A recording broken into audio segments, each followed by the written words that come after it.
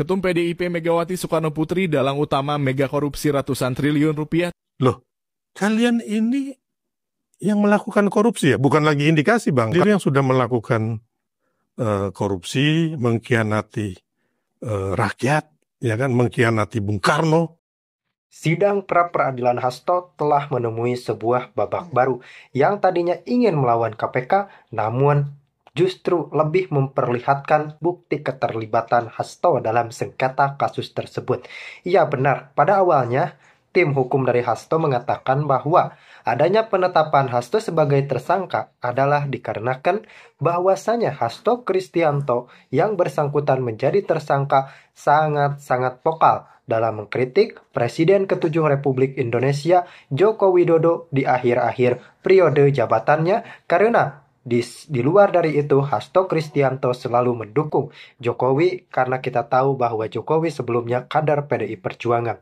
Tentu saja argumen seperti itu tidak langsung dicerna dan dipercaya oleh ahli hukum dan hakim di persidangan, karena memang statement seperti itu sangat-sangat penuh dengan opini yang dipaksakan untuk menjadi fakta yang aktual dan itu tidak memenuhi dari kriteria di persidangan. Adapun pada kenyataannya, ternyata KPK telah memberikan putusan yang sangat-sangat telak untuk keputusan tersangka Hasto Kristianto karena Hasto disinyalir dan terbukti terlibat dalam penyuapan komisioner KPU serta pelarian Harun Masiku dan perintangan penyidikan yang menyulitkan tim penyidik dari KPK untuk mengungkap skandal yang ada. Di tengah panasnya situasi Hasto Kristianto, muncullah statement dari Megawati yang akan mendatangi KPK jika benar-benar Hasto Kristianto ditetapkan sebagai tersangka dan ditangkap. Lantas apa tupoksi Megawati datang ke KPK? Apakah untuk memprotes? Apakah untuk melindungi seseorang yang jelas-jelas terbukti bersalah dan melanggar ketentuan hukum yang ada? Bukankah itu perbuatan yang sangat-sangat tidak dibenarkan di mata hukum dan mencederai para pejuang kemerdekaan termasuk mengkhianati Bung Karno? Silahkan tuangkan komentar Anda di kolom komentar kami. Maka kami akan mencoba sedikit untuk lebih mengetahui terkait dengan latar belakang itu. Kalau tapi sebelumnya saya ingin mengukakan kalau saudara ini kan berada di bawah sumpah dalam pengadilan ya. Sumpah. Artinya ada pasal-pasal kalau misalkan keterangan saksi itu tidak benar atau bohong, itu ada ketentuan ancaman pidananya. Kayak gitu. Ini bukan berarti mengancam ya. Ya. Karena kalau saksi bohong di depan itu. Nah, tapi tidak mengancam, tahu aja. Ya. Kemudian saya sampaikan ini. Saudara kan tadi menerangkan berkenaan dengan uang itu berasal barang itu dari Harun Masiku. Nah, pertanyaannya pada saat itu diserahkannya di mana? Iya Pak. Diserahkan ke Harun Masiku tas hitam tadi di mana? DPP. Di DPP, di kantor DPP, jalan mana? Jalan apa Pak? Jalan Diponegoro. Jalan Diponegoro. Nah, awalnya bagaimana kemudian saksi bisa menerima uang itu dari Harun Masiku? Ya dia ketemu saya di resepsionis Pak. Ketemu saya. Ya mulia. Mana? Teruskan mohon dengan hormat kepada saudara kuasa penuntut. Saudara saksi ini sudah berkali-kali mengatakan itu tas, bukan uang. Iya. Jadi mohon dengan hormat jangan diulangi pertanyaannya bahwa uang dan seolah-olah dia tahu itu uang. Makasih. Ya. Tas gitu ya. Ya. Terus kemudian tadi saksi menerangkan itu dari Harun Masiku. Nah, kemudian awal-awalnya bagaimana? Kemudian Harun Masiku bisa menyuruh saudara menyerahkan tas kepada Doni ya? Kepada Doni. Ya, gimana awalnya? Awal mulanya kan sering ketemu di DPP Pak. Sering ketemu kan ngurus pecalegah. Di situ kan saya memang bekerja di situ Pak. Nah, dia mau ketemu Doni, tapi Doninya belum ada Pak. Belum ada, akhirnya ketemu saya di resepsionis, nanti ada titipan dari saya baru masukku buat Doni dan Saiful gitu.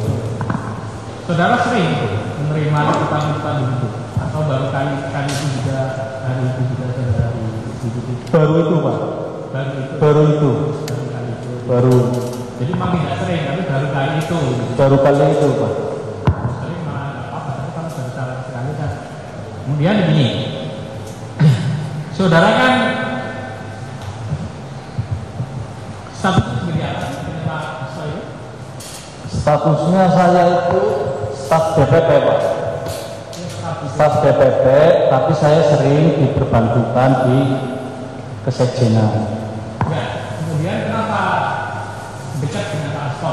Apakah saudara itu statusnya kayak super pribadi atau juga gitu? Saya sering ngasih kopi Pak. Bikinin kopi. Tinggalnya di rumah Pak Asto? Enggak Pak, saya tinggalnya kadang di rumah Pak Asto, kadang di DPP sama di Sultan Syahrir. Saksi punya ruangan di rumahnya Pak Asto? Ruangan itu kamar sendiri di rumah Pak Asto? Enggak Pak, itu kamar bareng-bareng Pak. Oh, kamar bareng. Iya. Gitu, yang tadi katanya itu kamar itu kalau buat istirahat, kalau pulang kemalaman aja Pak. Kalau pagi dipakai buat anak pembantu. Anak pembantu? Iya. Nah, kemudian tadi barang yang disita tanggal 10 tadi dari mana? Yang katanya disita nama itu. Itu bukan tanggal 10 Pak. Itu yang disita yang di mana Pak maksudnya? Oh, di rumah Bekasi, bukan yang di rumah Pak Hasto. Bukan. Oh, di rumah Bekasi ya? Di rumah Bekasi. Ada rumah Pak Hasto lagi di Bekasi. Di Bekasi yang digeledah kan itu Pak. Itu rumahnya Pak Hasto. Pak Hasto. Saudara punya ruangan di situ? Saya itu nggak punya ruangan di situ. Itu kamar bareng-bareng. Ada sopir kalau itu kemalaman duduk di situ. Itu kamar bareng-bareng. Ya. Nah, kemudian tadilah relasinya saudara dekat dengan Pak Hasto, ya. Dan kemudian pada tanggal kejadian pada saat saudara diperiksa di apa? Diminta ruangan sampai 2 tadi dari KPK. Itu saudara awalnya bagaimana kok bisa bareng-bareng Pak Hasto ke kantor KPK? Kan ikut ngantar Pak. Diminta ngantar? Enggak, ikut aja Pak. Karena saya yang ini Pak sama sopirnya Pak. Sopir sama driver yang buat Pak Hasto ke ini Pak KPK. Tapi drivernya nggak ikut, Pak Kusnadi saksi ikut masuk ke lobi kantor.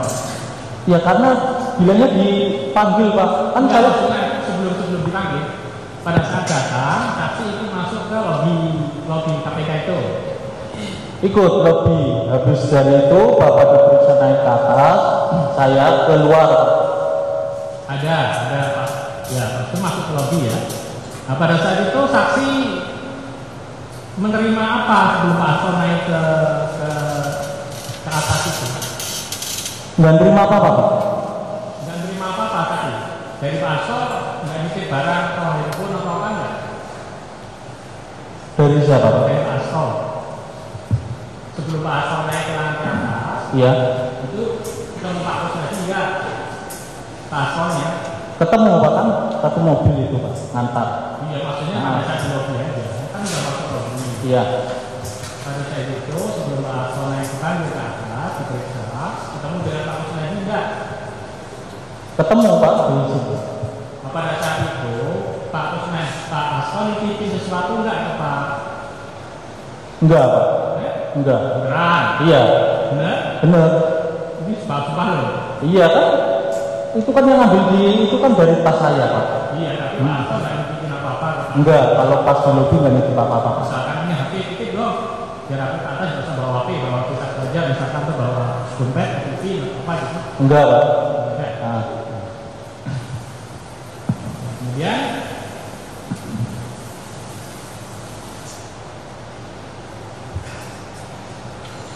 Kemudian pada saat itu saksi kan dari rencananya terus kemudian kalau perlu saksi dipanggil Pasto gitu. Ya, si Pak yang Pak Pasto atau saya bilangnya dipanggil Pasto. Ya. Terus satu begitu. Terus satu bersama-sama naik ke atas Pak, sama temennya Pak Rosa Pak. pada saat manggil itu Pak Rosa kan enggak dia bawa dia sudah sakit. Enggak Pak.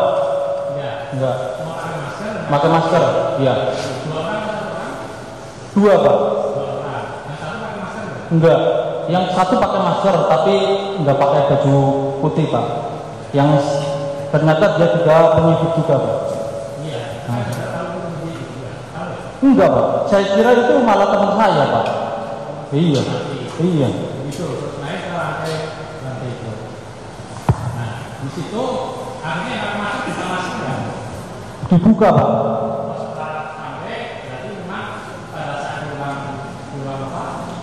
Di ruang menurut saya dibuka, tidak dipakai terus kan? Enggak, pas di lantai 2 begitu saya masuk kan di situ masuk harus pakai kartu kan Pak. Nah begitu masuk dia udah naik duluan karena pakai lift Pak. Saya sama temennya Pak Rosa. Ya, Gitu. pakai masker aja. Pak Rosa yang pakai masker. Pakai masker. Itu akhirnya dibuka enggak? Dibuka Pak. Kita Iya. kita bisa melihat wajah Pak Rosa. Iya. Kita lihat. Kayaknya. Kayaknya dibuka Pak. Iya. Pakai kopi, nggak pakai masker lagi. Iya, terus kadang dibuka kadang enggak Pak. Saya lihat itu pas itu dibuka. Aja ditenteng Pak. Akhirnya saksi kan tahu bahwa itu. Ya kalau pengen lebih tahu ada CCTV aja Pak. Ya, Iya. tapi kayak. Iya. Nah, kemudian kan tadi saksi ditanya bahwa punya Pak Rasto enggak diminta kan? Saksinya juga diminta. Semuanya ini kan diminta sama penyidik. Iya. Terus saksi diminta keluar. Keluar. Diminta keluar, tapi akhirnya ditinggal di situ. Disuruh keluar Pak. Iya, disuruh keluar. Heeh. Semuanya keluar. Iya, kamu nunggu aja di luar gitu Pak. Setelah ribut, karena Pak Rasto datang, lihat Pak Sunadi. Enggak Pak, kan setelah saya disuruh keluar pertama masuk Pak, saya Pak izin saya dipanggil enggak, kan saya keluar Pak. Ternyata saya itu bukannya disuruh keluar tapi dimasukin ke ruangan Pak, ke ruangan dalam. Jadi ketemu Pak Rasto yang itu tadi gimana? Katanya disuruh keluar. Entar dulu Pak, ini kan ini Keluar itu keluar ruangan nggak? keluar ruangan, di ruangan itu saya di barang-barang dari ruangan semua. Begitu saya suruh keluar Pak. Keluar di lobi apa di lorong itu? Keluar itu lorong di lorong. Keluar Pak, di lorong itu berada di tempat ada security yang ada security. Itu sebelah sebelah sana. Loh kok kamu masih di sini? Itu kan Pak, iya Pak. Pak Hasto menegur saya, karena Pak Hasto itu nggak diperiksa lama-lama itu, dia kan kedinginan keluar Pak. Nah, ternyata tahu, kok kamu di sini? Itu Pak. Ya, itu akhirnya seperti itu. Terus kamu dipertemukan dengan penyidik sama Pak Hasto nggak di dalam ruangan? Enggak, di luar aja karena terjadi keributan Pak. Di situ akhirnya ada kesepakatan Pak. Saya Pak Hasto ada kesepakatan sama Pak Rosa. Saya minta waktu 5 menit. Staf saya harus turun. Terus Pak Rosa bilang ya udah. Gitu kan. Akhirnya Pak, saya mau masuk. Kalau staf saya keluar, saya minta waktu 5 menit. Gitu. 5 menit. Ternyata saya itu nggak disuruh turun, malah diperiksa. Ya. Nah, tadi bicara masalah meriksa. Meriksa itu jawaban saudara diketik nggak? Atau ngobrol aja? Ada diketik Pak. Meriksa itu kan beda. Meriksa itu kan memasak. Saudara diketik. Atau cuma ngobrol, ditanya apa nggak dengan mas itu? Misalnya begitu. Ada ngobrol, ada diketik. Ya. Iya. Tapi banyak ngobrolnya banyak ketiknya. Iya, saya kan enggak ini Pak, banyak ngobrol kan titik-titik gitu kan Pak. Tinggal. Ya. Masalahnya ada ngobrol, ada yang diketik. Iya. Nah sekarang gini, yang materi yang diobrolkan tadi terkait dengan rumah itu tadi diketik enggak? Terkait dengan rumah itu, Jadi ketik Pak. saudara pada saat itu kadang-kadang enggak bahwa ada yang mengatakan rumah itu peran saksi apa gitu. Saya di situ Pak kan itu, saya itu habis itu, saya disuruh baca. habis disuruh baca suruh tanda tangan, itu kan saya nurut aja Pak. Iya, maksudnya di tanda tangan itu saudara baca ya. Baca, suruh baca saya baca. Isinya ada kan pernah baru masuk ke tadi. Ya ada Pak, terkait baru masuk aja, tapi kan saya nggak duduk dalam. Isinya pokoknya saya suruh baca, saya baca Pak. Suruh tanda tangan, saya tanda tangan. Tapi ketika diajak ngobrol, tadi nanya apa aja tentang Harun Masiku? Dia ditanya Harun Masiku di mana, itu kan Pak. Tapi tahu ketika tonggakan nggak tahu dia ngobrol. Ya komparatif itu tanya-tanya itu ya ada obrolan itu Pak. Betul.